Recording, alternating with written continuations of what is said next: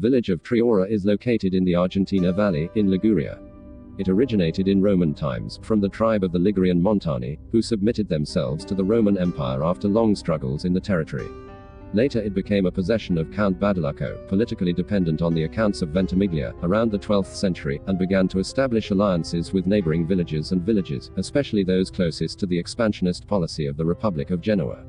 The close political proximity with Genoa led to the passage of Triora as a new feud of the Genoese Republic in an Act of 4 March 1261, which was then signed on 8 November 1267.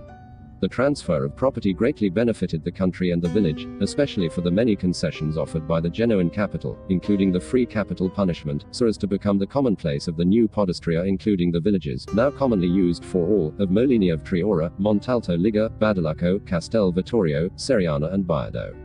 The creation of new walls and the erection of 5 defensive castles created a sort of fortified, almost inexpressible nucleus, which put the troops of Emperor Charles IV in the 10th conquest of the village tough. In spite of the disagreements created, the population responded positively to war calls, especially in the famous Battle of Melleria of 1284, where Triora and his podestria sent in the naval battle against Pisa about 250 whippers in support of Genoa. After a period of peace from the 15th to the 16th century, where churches and other works of art were built, Triora's local history testifies to the famous witchcraft of 1587 to 1589. Some local women were accused of being the artifacts of the pestilences, acid rain, killing livestock and even cannibalism towards children in bands. Condemnations for alleged witchcraft caused the death of several girls and even a boy.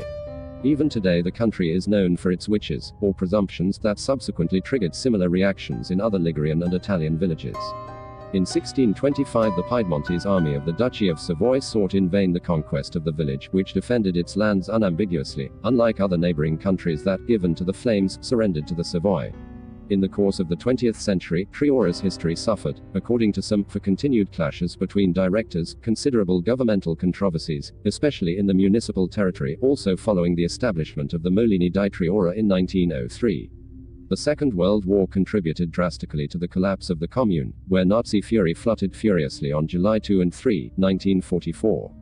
The village was burned down and broke into the entire quarters of the city, causing its sudden depopulation. The village is characterized by the typical medieval urban structure common to other stone villages in the Ligurian hinterland. The peculiarity lies above all in the ancient part of the village, a collection of alleyways and stone houses lying just below the highest part of the borough, as if it were buried. Here you can see very ancient structures, such as an old storeroom for the preservation of salt or votive nikiet at fountains and washbasins.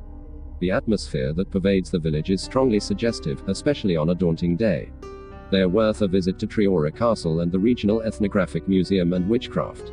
The village of Triora is also famous for the excellence of some typical gastronomy products, first of all the bread of Triora, traditional local bread cooked in low shapes and wide weights of about 850 grams. Other excellence is the Alporia cheese from Triora and Brus, a traditional milk derivative similar to a creamy cheese that can be spread very strongly.